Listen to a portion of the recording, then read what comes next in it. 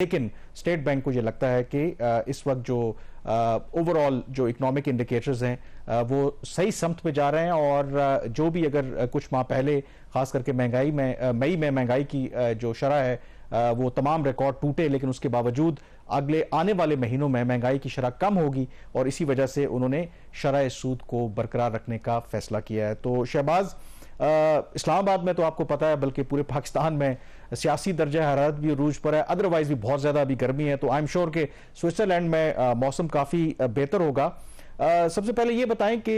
یہ جو I am F کے ساتھ ہمارا سٹینڈ بائی ایگریمنٹ ہوا تھا، اس کے بعد غالباً یہ دوسرا اسٹیٹ بینک کی جو مانیٹری پالیسی کمیٹی ہے اس کا اجلاس تھا، اور دونوں دفعہ جب اجلاس یہ ہوا تو اس سے پہلے یہ شاید توقع کی جا رہی تھی کہ شرح سود میں اضافہ ہوگا، کیونکہ آئی ایم ایف کی ون آف دا کنڈیشنز ہیں، لیکن دونوں مرتبہ ہم نے دیکھا کہ اسٹیٹ بینک آف پاکستان نے اس کو برقرار رکھنے کا فیصلہ کیا، جو 22% شرح سود ہے۔ تو آپ کے خیال میں کل کا بھی جو فیصلہ ہے یہ ان ایکسپیکٹڈ ہے یا in line with the expectations of the market ہے؟ دیکھیں، بہت شکریہ کامران۔ میرا خیال ہے کہ آپ نے جو ویدر کی بات کی، ویدر ایسا ہی ہے جیسے پاکستان میں کبھی چیزیں ٹھیک ہو جاتی ہیں اور کبھی خراب ہو جاتی ہیں۔ یہاں پہ بھی پچھلے 5 دن سے کبھی بارش ہو جاتی ہے اور کبھی دھوپ، تو ہر طرف لگتا ہے کچھ ایسی ہی صورتحال چل رہی ہے۔ یہ جو کل مانیٹری پالیسی کا ڈیسیژن آیا اسٹیٹ بینک آف پاکستان کا، دیکھیں آئی ایم ایف کا جو ایگریمنٹ ہے اس کے اندر ایسا کوئی ایکسپلیسٹ کنڈیشن نہیں ہے کہ آپ نے ہر دفعہ جو ہے وہ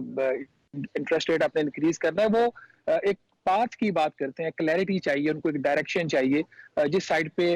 جو چیزیں ہیں وہ چل رہی ہیں۔ جو آئی ایم ایف کی بنیادی شرط ہے وہ تو یہ ہے کہ جو ریئل انٹرسٹ ریٹ ہے، انفلیشن کی جو شرح سود، انفلیشن کے بڑھنے کی جو رفتار ہے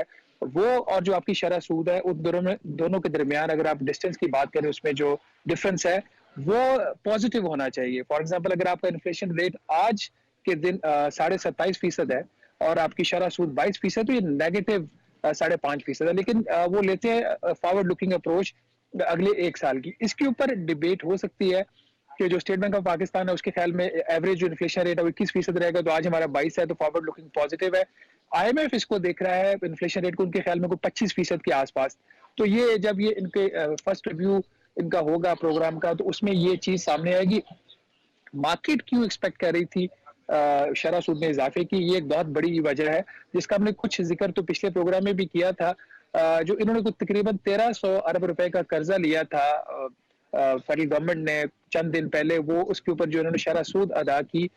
وہ جو ان کی ریٹ تھا اس سے بھی کوئی تقریباً 2.5% زیادہ تھی، تو اس سے ایک ایکسپیکٹیشن مارکیٹ میں یہ کریٹ ہو گئی کہ کم از کم 1 سے 2% جو انٹرسٹ ریٹ ہے وہ بڑھنے جا رہا ہے۔ ہم نے پچھلے پروگرام میں بڑی تفصیل سے یہ بات بتا دی تھی کہ وہ حکومت کیسے اس جال میں پھنس گئی تھی، اپنی ان کی اس میں مس مینجمنٹ بھی شامل تھی، اور بینکوں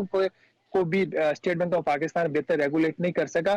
اس وقت جب حکومت بارو کرنے جا رہی تھی اس کی جو ضروریات تھی کچھ 2640 ارب روپے کی تھی، اور اس وقت ملک کے خزانے میں جو پیسہ پڑا ہوا تھا وہ تقریباً 1200 ارب روپیہ پڑا ہوا تھا، تو رفلی کوئی یہ 1500 ارب 1400 ارب روپے سے نیگیٹو تھی حکومت۔ مارکیٹ یہ چیز واچ کر رہی ہوتی ہے۔ 2050 ارب روپے کا ہم نے ڈیٹ ری پے کرنا تھا اگلے ہی دن، اس لیے ان کو فوری وہ مہنگے داموں قرضہ اٹھانا پڑا۔ اس کے ساتھ کچھ اور 310 ارب روپے کی ڈیٹ سروسنگ انٹرسٹ پیمنٹس آ رہی تھی، وہ ادا کرنی تھی۔ پھر تیسرا کوئی بے نظیر انکم سپورٹ پروگرام کے پیسے فوری طور پر قسط جاری کرنی تھی۔ تو ان تمام فیکٹر کی وجہ سے وہ انٹرسٹ ریٹ اوپر چلا گیا، ان کو بارو کرنا پڑا۔ میں اب آپ کو یہاں پہ خبر یہ دے رہا ہوں کہ یہ کنسیڈرڈ ویو تھا کہ اس دفعہ مانیٹری پالیسی کمیٹی شرح سود میں اضافہ نہیں کرے گی۔ اس کی بہت بڑی وجہ یہ ہے کہ یہ جو جتنی بھی مہنگائی کی رفتار میں اضافہ ہو رہا ہے، اس کی زیادہ تر فیکٹر جو ہے حکومت کے اپنے فیصلے ہیں، یا تو روپے کی قدر میں جو کمی ہوئی تھی پہلے اس کی وجہ سے، یا پھر جو ایڈمنسٹریٹڈ انکریز پرائسز میں آیا۔ آپ نے دیکھا فیول پرائسز اوپر گئے، پیٹرولیم جو آپ کی مصنوعات ہیں ان کے اوپر آپ نے دیکھا کہ ان کے پرائسز بڑھی، پھر بجلی کی قیمتوں میں اضافہ۔ تو یہ وہ سارے فیکٹرز ہیں جس کی وجہ سے جو ہے انفلیشن اوپر جاری۔ تو انٹرسٹ ریٹ کہیں پہ بھی حکومت لے جائے، اسٹیٹ بینک آف پاکستان لے جائے، اس سے مہنگائی قابو نہیں ہوگی۔ ہاں، دوسرا اس کا جو نقصان ہوتا ہے کہ جب شرح سود بڑھتی ہے تو آپ کے جو انٹرسٹ کاسٹ ہے وہ بڑھ جاتی ہے، تو اس لیے کنسیڈرڈ فیصلہ یہ تھا کہ اس دفعہ شرح سود میں اضافہ نہیں کرنا۔ شہباز، ایک اور جو آئی تھنک اس کو آئسولیشن میں نہیں دیکھنا چاہیے، آپ کو پتا ہے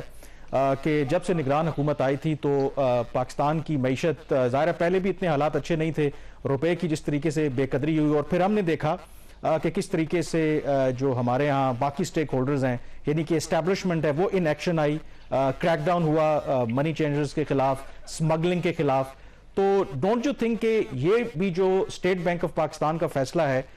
وہ اسی پالیسی کا حصہ ہے کہ کسی طریقے سے آئی ایم ایف کے پروگرام میں بھی رہنا ہے لیکن اپنی معیشت کو اس طرح سے رکھنا ہے کہ ایسا نہ ہو کہ وہ بالکل انسسٹینیبل ہو جائے عام لوگوں کے لیے بھی. اب جو اسٹیٹ بینک آف پاکستان کی جو وجہ انہوں نے بتائی وہ یہ کہہ رہے ہیں کہ ہاں یہ امکان موجود ہے کہ سپٹمبر میں ایک دفعہ اور جمپ آئے آپ کی جو انفلیشن کی شرح ہے, لیکن اس کے بعد وہ کہہ رہے ہیں کہ مہنگائی کی شرح جو ہے وہ بتدریج کم ہوگی. ڈو یو تھنک کہ یہ ریئلسٹک ایکسپیکٹیشن ہے؟ ہمارے اکنامک فنڈامنٹلز یہ انڈیکیٹ کر رہے ہیں کہ فرام اکتوبر آن ورڈز ہماری جو مہنگائی کی شرح وہ کم ہونا شروع ہو جائے گی. دیکھیں کامران, اس وقت جو صورتحال ہے فرینکلی سپیکنگ جو اسٹیٹ بینک آف پاکستان کی جتنی بھی ماضی میں پروجیکشنز آئی ہیں کہ مہنگائی کی شرح بڑھنے کی جو رفتار ہے وہ یہ رہے گی, وہ ہمیشہ غلط ثابت ہوئی ہیں. اور انفارچونیٹ پارٹ یہ ہے کہ کبھی اس چیز کے اوپر اسٹیٹ بینک آف پاکستان کے خلاف کوئی ایکشن نہیں ہوا, اس کی مینجمنٹ کے خلاف کوئی ایکشن نہیں ہوا کہ آپ نے ایک فور کاسٹ دیا تو اس کی وجہ سے ہم نے یہ پاتھ لیا اور وہ غلط آپ کی فور کاسٹ تھی اور ہمارا پاتھ بھی غلط ہو گیا, جس راستے پہ ہم چل پڑے وہ غلط راستہ تھا, تو یہ کیوں آپ نے ایسا کیا؟ آج تک کسی نے اس کو پوچھا نہیں. جیسے بھی میں نے آپ کو بتایا کہ اس دفعہ کا بھی جو فیصلہ ان کا تھا وہ پہلے ہی کنسیڈرڈ ویو تھا کہ ہم نے شرح سود میں اضافہ نہیں کرنا, چونکہ فیصلہ ہو چکا تھا, نہیں اضافہ کیا, تو اس کے مطابق اسٹیٹ بینک آف پاکستان نے اپنی جو پریس ریلیز تھی, اعلامیہ تھا, وہ جاری کر دیا. اب اس کے اندر پوائنٹ یہ ہے کہ جو انہوں نے اپنی پریس ریلیز میں بھی مینشن کیا ہے کہ انفلیشن کیوں کم ہوگی, اس لیے کم ہوگی کہ جو ایک ایڈمنسٹریٹو کچھ ایکشنز لیے کرنسی مارکیٹ کے اندر اور کموڈیٹی مارکیٹس کے اندر کی سمگلنگ کو روکنے کا فیصلہ ہوا, تو ان فیکٹرز کی وجہ سے اب مہنگائی کی رفتار کم ہو جائے گی. یہ اتنا بڑا ایڈمیشن ہے کامران, میرا خیال اسی کے اوپر پاکستان میں بہت سارے لوگوں کو نوکریوں سے فارغ کر دینا چاہیے. کیوں میں یہ بات کہہ رہا ہوں؟ ہم کب سے پیٹ رہے ہیں کہ ہمارے جو لوگ ہیں, ہماری اداروں کے اندر لوگ بیٹھے ہیں, وہ سمگلنگ کروا رہے تھے.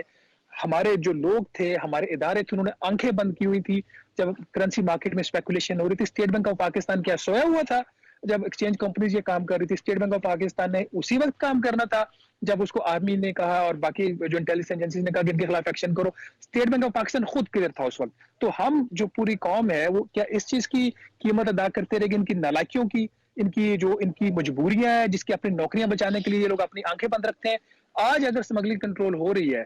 آج اگر اوپن مارکیٹ میں روپے کے جو ویلیو وہ بڑھ رہی ہے, اوپن مارکیٹ میں کے علاوہ آپ کے انٹر بینک میں روپے کی قدر میں اضافہ ہو رہا ہے, آج بھی آپ نے دیکھا کہ روپے کی قدر میں بہتری آئی ہے, تو یہ پہلے کیوں نہیں ہو سکتا تھا اگر یہ سارا آرٹیفیشل تھا؟ کیا پاکستان کے اندر کوئی ادارہ, کوئی انسٹیٹیوٹ, کوئی حکومت یہ پوچھے گی کہ آپ لوگ اپنا کام ٹھیک نہیں کر رہے؟ بہرحال یہ فیکٹر سارے اپنی جگہ پہ ہیں. اس کے ساتھ ہی اس کے اندر انہوں نے جو 4 اہم چیزیں Kamran state bank of Pakistan نے اپنی جو پریس ریلیز میں کہا ہے ان کے خیال میں, جس کی وجہ سے وہ 2-3 پازیٹیوٹی کی بات کر رہے ہیں اور ایک آدھ جو اس کا کرنٹ اکاؤنٹ کا ایشو ہے. وہ اسٹیٹ بینک یہ ایگریکلچر سیکٹر کی جو آؤٹ پٹ ہے, جو پیداوار ہے, وہ بہتر ہو رہی ہے. اور انہوں نے گورنر اسٹیٹ بینک نے بعد میں جو ایک پریزنٹیشن بھی دی وہاں پہ, اس میں بھی انہوں نے جو سیٹلائٹ امیج تھے وہ دکھائے کہ کس طریقے سے جو خاص طور پر سبزیوں کی پیداوار اس میں بہتری آئی ہے, اور دوسرا کاٹن کی جو پیداوار ہے وہ پچھلے سے دگنی ہو گئی ہے. اور پچھلے سال آپ کو پتہ ہے سیلاب, تو اس کی وجہ سے کاٹن کی جو فصل تھی بہت بری طرح متاثر ہوئی. تو ان کا جی ایگریکلچر آؤٹ پٹ آپ کا اس سال بہتر رہے گا. دوسرا انہوں نے کہا جی کہ یہ چیز ڈیبیٹیبل ہے, انہوں نے کہا جی دنیا میں جو تیل کی قیمتیں ہیں وہ بڑھ رہی ہیں. اس وقت کوئی آن این ایوریج $90 فی بیرل آئل پرائسز ہو گئی ہیں, تو اس کی وجہ سے جو ایشوز ہیں وہ کافی زیادہ آگے آ سکتے ہیں. بٹ اس کے اوپر اسٹیٹ بینک نے زیادہ بات نہیں, کیونکہ اس دفعہ انہوں نے شرح سود بڑھائی نہیں تھی, تو آرگیومنٹ کو زیادہ انہوں نے آگے لے کے نہیں گئے. تیسری چیز انہوں نے جو کرنٹ اکاؤنٹ کے خسارے کی بات کی ہے کہ جولائی میں وہ بڑھ گیا تھا, $809 ملین ہو گیا تھا, اور اس کی وجہ ان کا جی کہ اینٹیسپیٹڈ تھا, ہم نے جو امپورٹس کے اوپر ریسٹرکشنز لگائی ہوئی تھی وہ ریسٹرکشنز ہم نے ختم کر دی, تو اس کی وجہ سے بڑھنا تھا. اگست کا نمبر آپ نے دیکھا $160 ملین کا ڈیفیسٹ ہے, جو ان کے خیال میں in line with the projections ہے. اور لاسٹلی انہوں نے کہا جی کہ جو ہم نے انتظامی جو اقدامات کیے ہیں جس میں کرنسی مارکیٹ میں جو انہوں نے پیٹیل کیا چیزوں کو اور اسمگلنگ کو بھی روکا. آپ نے دیکھا شوگر, اب ٹرالر شوگر کے پکڑے جا رہے ہیں, پہلے کیوں نہیں پکڑے جا رہے تھے, اس کے اوپر سوالیہ نشان ہے. ایگریکلچر اوور آل جو اکنامک گروتھ ریٹ ہے اس کو انہوں نے کہا کہ یہ ایز پر دی پریویس جو فورکاسٹ ہے اس کے مطابق رہے گا. پریویس فورکاسٹ میں اراؤنڈ 2% کی گروتھ کا ہے, ہمارا اس سال کا جو آفیشیل ٹارگیٹ ہے 3.5% کا, اس کا مطلب ماڈریٹ گروتھ ریٹ رہے گی. ان امپلائمنٹ اس سال بھی بڑھے گی, اور باقی جو اس سے ریلیٹڈ جو ایشوز ہیں وہ بھی آئیں گے. اب ان امپلائمنٹ کی وجہ سے اور باقی ایشوز کی وجہ سے آپ نے دیکھا کہ جو اب تو جو وارداتیں ہو رہی ہیں اب اسلام آباد جیسے شہر میں اب آپ کا جو کبھی سمجھا جاتا تھا کہ یہ آپ کا جو سیفسٹ ایریاز ہے، ابھی پچھلے کل ہی میں 1-2 دن پہلے ٹویٹ دیکھ رہا تھا ایک اینکر کا، کہ ان کی فیملی کے ساتھ ایسی جگہ پہ واردات ہوئی ہے کہ وہ مطلب وہ سوچ نہیں سکتا کہ اس وقت میں وہاں پہ بھی واردات ہو سکتی ہے. تو یہ ایک بہت بڑا اس طرح کے ایشوز جب آتے ہیں آپ کے ملک میں، جب بے روزگاری بڑھتی ہے اور باقی پرابلمز ہوتے ہیں.